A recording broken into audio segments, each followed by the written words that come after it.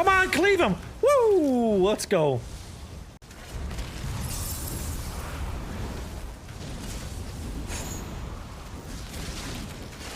Oh, yeah! Let's go!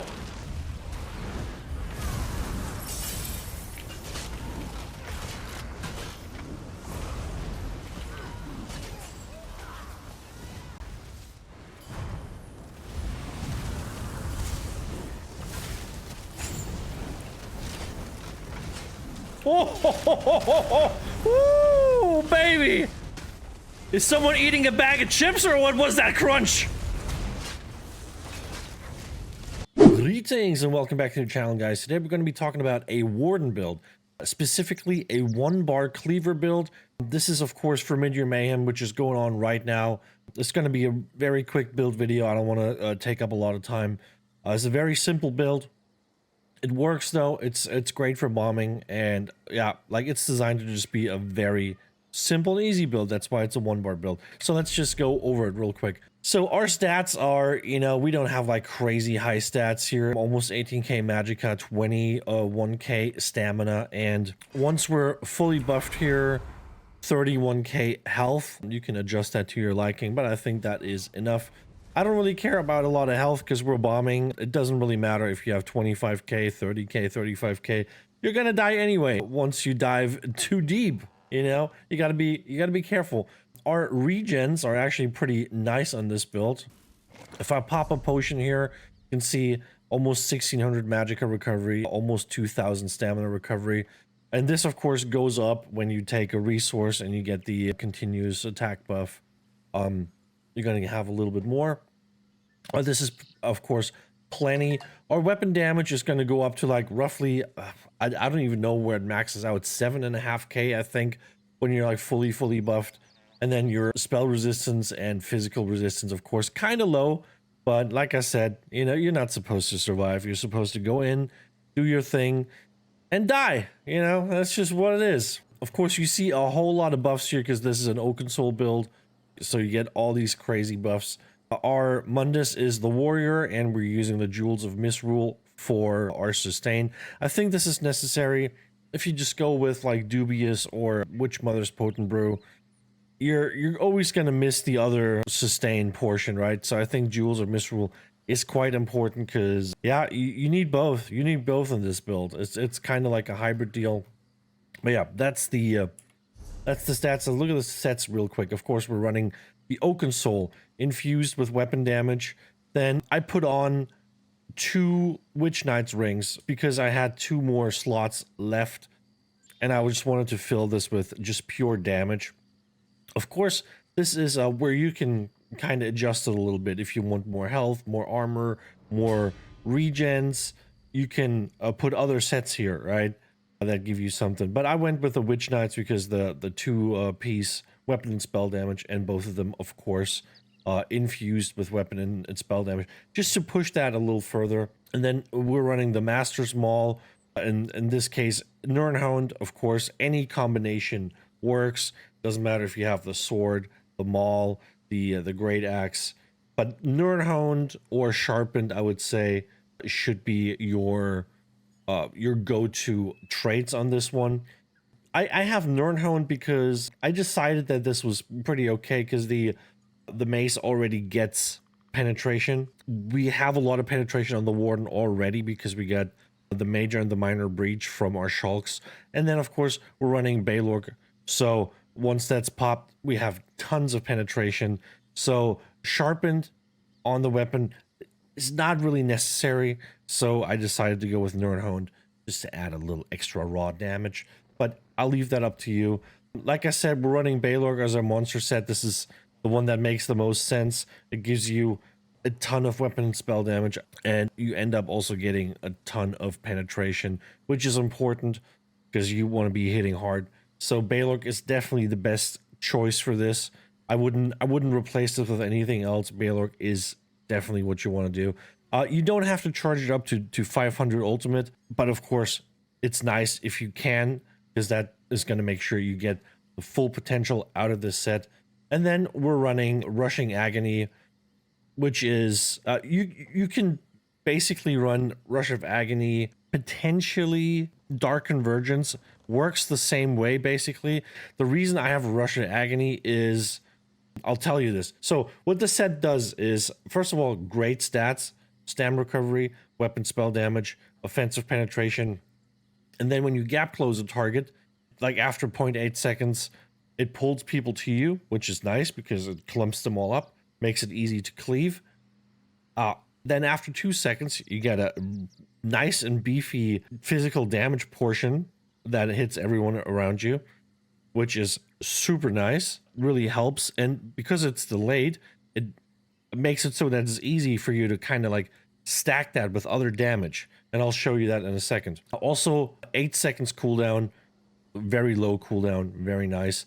But the important part is the pull will not apply crowd control immunity to a target. That's the important part. That's why I like this set over, let's say, Dark Convergence, because Dark Convergence will stun people and they will break out and they will have stun immunity. So this thing will not do this, which means you can add some more CC effects afterwards, and that's why we're doing it. Right? So you gap close in, everybody gets pulled in. After 2 seconds, explosion. The pull will not put a CC immunity on them. But yeah, this is the set that we're using. So Rush of Agony on the body, the master weapon of your choice on the front bar. Back bar doesn't exist because we're, like I said, we're using Oaken Soul. There's no back bar. And then Baylork as your monster set. And then the 2 remaining slots, pick whatever you like. Pick whatever makes sense to you. But for me, just raw damage does the trick. Let's look at the skills real quick. Super easy. Deep Fissure, of course. This is gonna hit hard. It gives you a little bit of delayed damage, which I already told you is nice because it allows you to stack that with other sources of damage. It gives you the major and the minor breach. Super useful. It debuffs your targets. It gives you tons of penetration, so that's really nice. The next one is the Chilling Contingency. I went with Frost Damage, the Warden class skill, and Minor Force. I, of course, realized that Minor Force you already get from Oaken Soul, so I would put something else on here. Maybe Vulnerability could be nice. There's not too many things that you can put on that make a lot of sense here. I think Force and Vulnerability are literally the only ones that make sense, and since Force is already covered by your Oaken Soul, I would say go for Vulnerability or anything else that, you know, sounds good to you. But for me, like in terms of like upping the damage, those are the only options. So I think go for Vulnerability. You get a little bit of more damage out of it. It's not going to make a huge difference though, so don't expect too much. This is our bread and butter, of course. Brawler with the Master Sword. This is going to hit super hard. The more people you hit, the more it scales up. As you can see, 8k, which is already a pretty decent damage. And then for each enemy you hit, it increases the damage with the Master Sword by 1550. So yeah, like you hit a ton of enemies, this scales up like crazy. So I hit people, like the maximum that I've seen, I think was 13k, which is amazing. It's great. So yeah, this is how it works. Your cleave is gonna scale up with the amount of targets that you're hitting. This is our gap closer, Stampede. I chose Stampede just because it has a little AoE portion to it. You can go with the other one too if you want. But yeah, Stampede is the one of choice for me. You know, just gives you that extra little AoE. Helps a little bit. And then Arctic Blast or Heal. It's basically what it does. It heals you and it stuns people around you, which is quite nice. And I told you, since the Rush of Agony set doesn't stun people, you can stun them with this, right? Also, you know, this one will sometimes apply a chill effect and then like kind of stun people a little bit. But if you work with these two, Chilling Contingency and Arctic Blast, that's really nice. A little frost damage, it stuns people, gives you a little bit of control. And of course you have the charm effect on this one, which is very valuable. It makes people just run around headless chicken style, you know, and people don't really realize that they're technically stunned, that they're technically CC'd by the charm. because they're moving around, right? It's not like a stun that you have to like break out of. You're not standing still. You're actually moving around. So people take a little bit to realize that they've actually been CC'd with this one. So you have this, and if you want to hard CC people, you have your Arctic Blast, and that's basically how you operate this thing. And then as an ultimate Northern Storm, you can go for a burst ultimate like Dawnbreaker if you want to, but Northern Storm I found makes it a little easier because it hits everyone around you.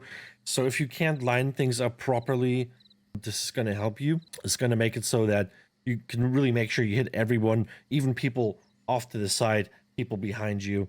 It's going to hit very hard, ticking for like 5k a second. So that's a lot of damage, and gives you major protection too, which of course is going to help you stay alive while you're cleaving. All right, let's look at the champion points real quick. I can already tell you I'm missing one champion point that I haven't put in because I forgot about it, but you can of course put it in. This is missing 10 points. So in the green tree, we're just going Gifted Rider, War Mount, Sustaining Shadows, and Steed's Blessing, but you can do whatever you want. In the blue tree, so we're going Fighting Finesse, Master at Arms, Biting Aura, Backstabber. This is a good setup, but for a bomber, you can always consider Occult Overload. When you're killing someone, you get like a 5k explosion that's gonna hit people around them, so that kind of makes sense. It works without it, but you know, I probably should have put it in. I should have put it in because, you know, once you get those kills, it makes it easier for, you know, for the rest of the people around them to die. But yeah, leave it up to you. This is a pretty decent setup though, because it's going to make you hit pretty hard. And in the red tree, Boundless Vitality, sustained by Suffering, Pain's Refuge, and Rejuvenation. Little extra health. Sustained by Suffering and Rejuvenation is going to give you more sustain, which is needed. You're gonna cast a lot, so you definitely need to sustain. And Pain's Refuge is going to make you tanky when you have a lot of effects on you. So, and you will when you attack a lot of people. So yeah, that's basically it, and that's the build. Quick one. Play it. It's fun. I like it. Nice little bomb setup. Very simple, right? I wanted to have a build that's very simple, that doesn't require you just to set up like some crazy elaborate combo. You just go in. So the combo basically, like, let me show you the combo real quick, right? When you go in, you want to cast this first, right? You want to make sure your shulks are up. When you get close to the enemy, you kind of want to pop your contingency. Optimally, you want to get close, right? You pop the contingency, and then you gap close into your enemies at close range. What that does is it's going to give you that contingency explosion paired with the stampede damage, and it will then pull people in, and then after 2 seconds you're going to get your explosion. So basically, you cast this, you gap close in, and then when the shulks go off, your Rush of Agony set goes off too, and you can start cleaving, right? Make sure you activate your ultimate beforehand if you have it, if you want it.